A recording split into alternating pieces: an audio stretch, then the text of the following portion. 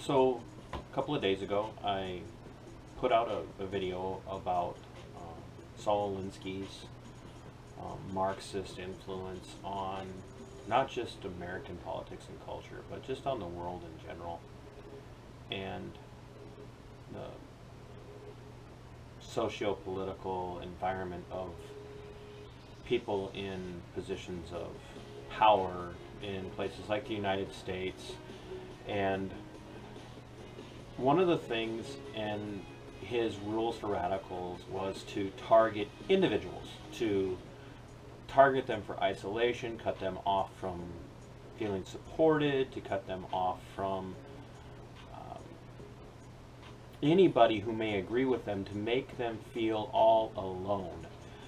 And so this video is meant to be an encouragement, and it's starting off a little heavy, a little dark, but it's not gonna be the content of the video. See, that tactic is well versed in isolation, and they're really good at it. It's really kind of the source of what we refer to as cancel culture now. And so, as I referred to in other places, what we call cancel culture is not the same as societal mores and standards being brought to bear on individuals when they're acting poorly, when they're acting immorally. Cancel culture is, by definition, a reality in which morality becomes completely subjective. Morality is based on the ebbs and the flows of people's feelings and emotional reactions to different situations, and so then what ends up happening is if you run afoul of that current societal emotional reaction, you get lambasted and attacked, and you get deplatformed by YouTube, you get deplatformed by Vimeo, or whatever else it might be. Maybe you get booted from Twitter, maybe you get booted from Facebook, and you get relegated to MeWe or Parler or whatever the other platform might be. You lose your following, you lose support, and some people that have been deplatformed were, monetized, especially on YouTube, and they've lost their Patreon accounts because these places have gone that way.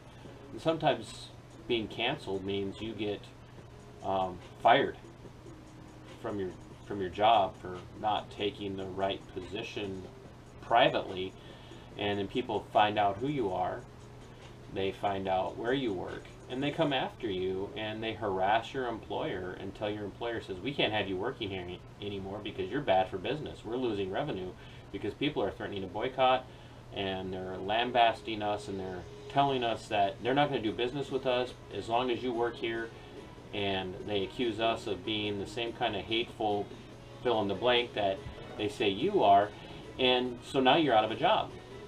And these things are terrifying, and when you feel alone, when you feel isolated,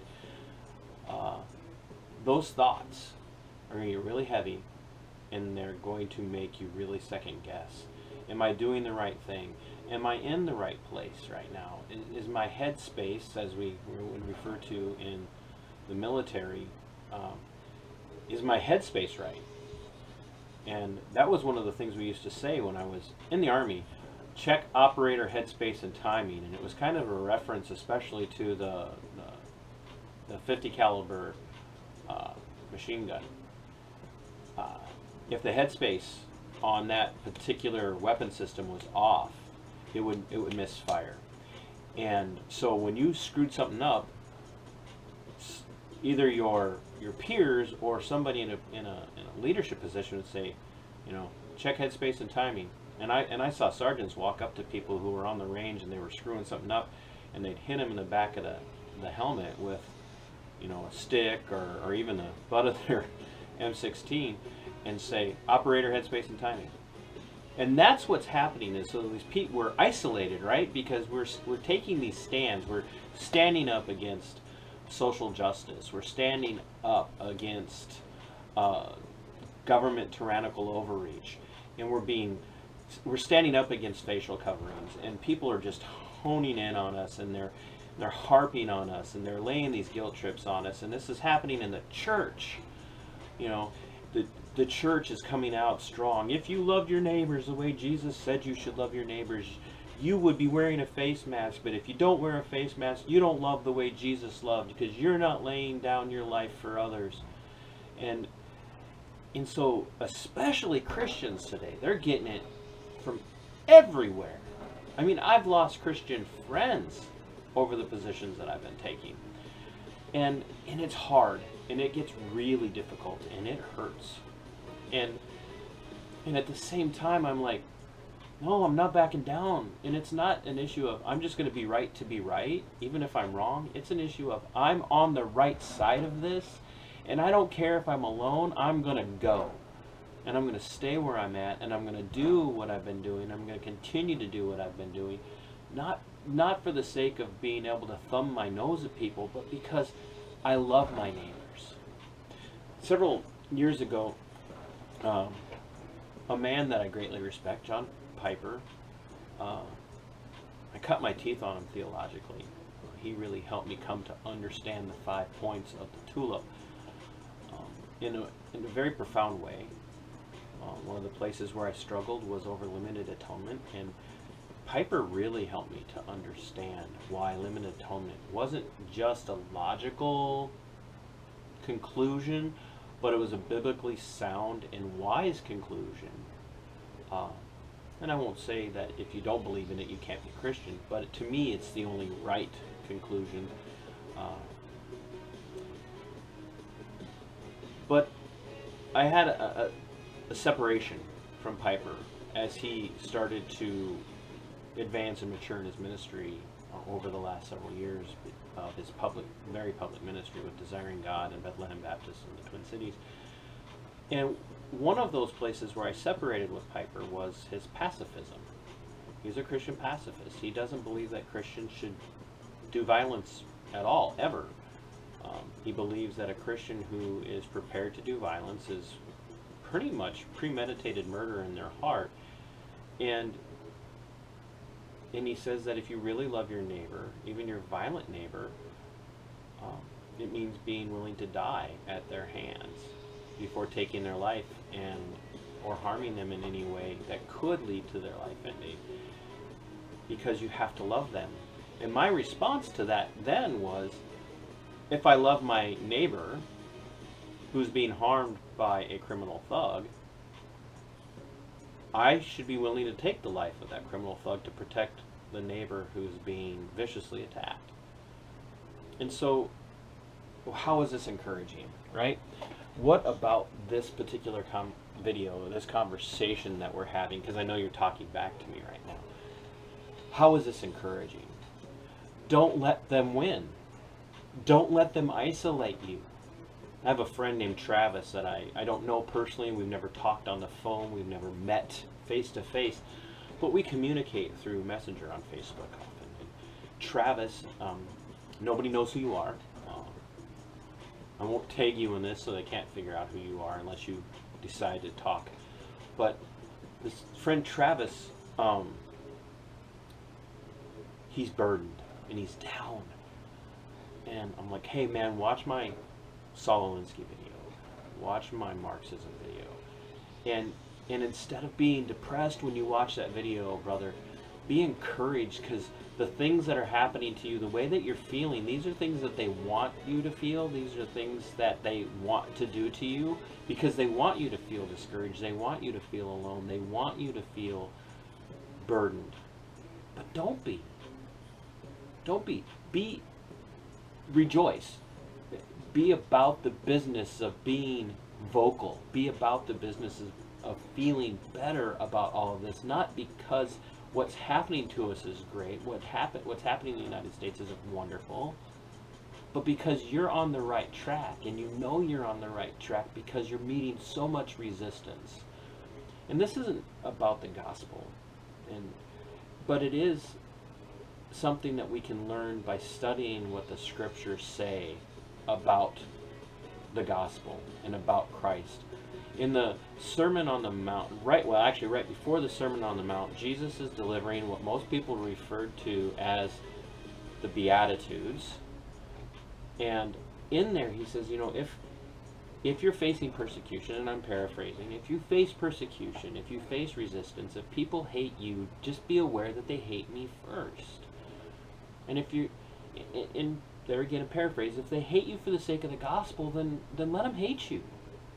And so there again, while this isn't about the gospel, and this is not explicitly a Christian message, or a Christian issue or concern, this is one of those places when you're right, you're going to be hated. And so let's watch the world. Watch as people glom on to taking the politically correct thing, and watch how everyone starts to love the people who are saying all the right things. As everybody else takes a knee during the national anthem, or stand out with the Marxist revolutionaries that make up Antifa and the Black Lives Matter movement and every one of the other movements that are going on right now. As everybody gloms on to the idea of wearing masks because, well, gosh, it's good for your neighbor. When they turn on you, they're not turning on you because you're wrong. They're turning on you because you're a reminder to them that they're screwed up, that they're not getting it right. And I don't want us to rejoice in their sheep-ish mentality. I don't want us to rejoice in the fact that they're easily fooled, but I want us to rejoice in the fact that they hate what we're doing because we're right, and they're afraid of not being accepted. See, the human condition wants to be accepted. We want to fit in. We want to. And it takes a certain level of courage, and it takes a certain level of bravery, and it takes a certain level of spine, oomph, guts, to stand against the current trend and say, I've had it, I'm not doing anymore, I'm not following these ridiculous orders, I'm not going to follow this train wreck that's happening, I'm not going to be beat down because you disagree. So go out there and rejoice in the hatred that you receive. And if you've ever preached the gospel to people in public, you know that you receive hatred. And it might not hurt, but it kind of sucks in the moment. But you walk away going, what I just experienced was nothing compared to what other people in the past have gone through. And it's the same with this. American ideas today of resistance are, when I resist, everybody else should be resisting with me, otherwise I'm ineffective. And I'm just going to point out that in the days of the pre-revolutionary Americas, the people who became the patriots, the people who became the continental leaders, who formed the Continental Army, who formed Continental Congress and whatnot, they were despised. Nobody liked them. Benjamin Franklin so famously said, "Gentlemen, we will either hang together or we will assuredly hang alone." Those weren't the words of a man who was going out on the streets and running into people going, "Go get him, Ben," giving him high fives as he walked down the street, or even friendly nods or winks. This was a man, these were men and women who were despised as people learned who they were. The Tories hated the American patriots, despised them, sold them out constantly to the crown. And yet, that small band of people launched what became the greatest nation that has ever graced the face of the earth. And I mean that. The greatest republic that has ever graced the face of the earth is the United States.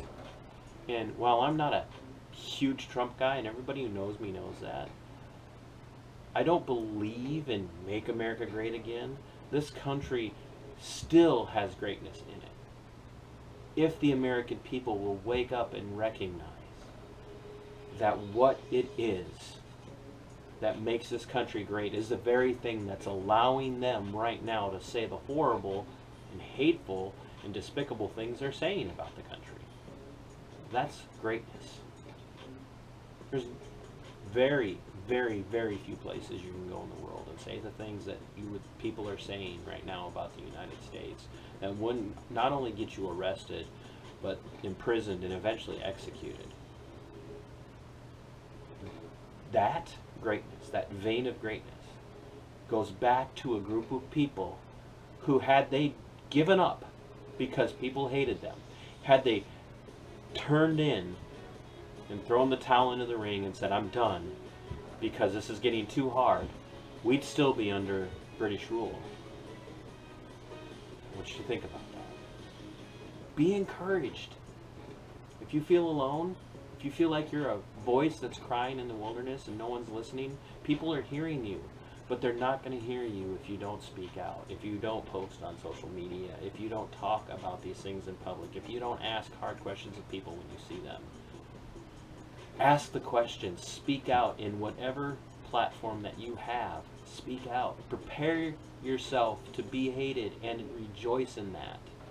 And if you're a Christian, use those moments to point people to the God that our Constitution and that our Declaration of Independence so powerfully points to. Be encouraged. There's no reason to walk around downtrodden and afraid. The only thing they can take from you is your life. So what? So what? Let them take it. But speak out. Be encouraged. Be a patriot. And be ready to see change happen because you were strong.